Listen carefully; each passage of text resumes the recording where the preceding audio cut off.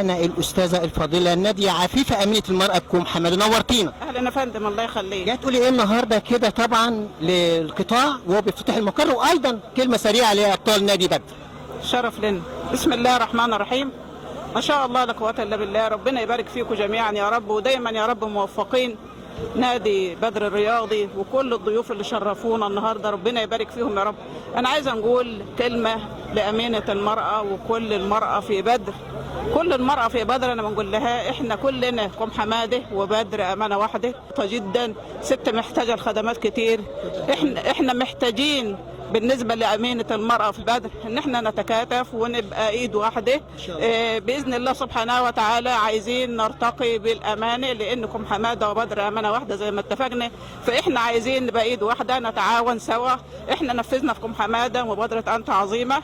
مبادرة أنت عظيمة، من المبادرة دي تحت هذا الشعار إحنا بنقول للمرأة أنت عظيمة بحبك لوطنك، أنت عظيمة بحبك لعلمك لعملك بانتمائك لأسرتك وحرصك على ذاتك.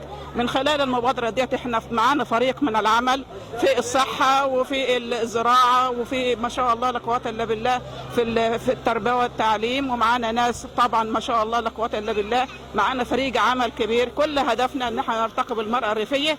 احنا بنرتقي بالمرأة الريفية وبننزل الوحدات الحزبية. معانا دكتورة نساء بتتحرك معانا، بنحاول نصل لكل المرأة اللي هي معتقدة ان هي مهمشة في المجتمع.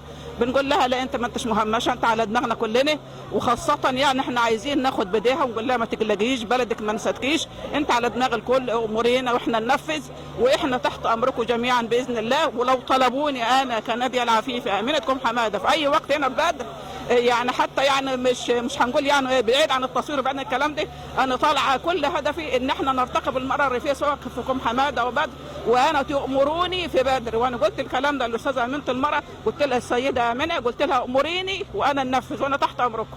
الف شكر يا فندم. الله يخليك. ها هم قيادات حزب حماة الوطن، مع النحمي مع الندمي. شكرا جزيلا لحضرتك، والرساله وضحت. ألف شكر. شكرا جزيلا. هنطلع فاصل.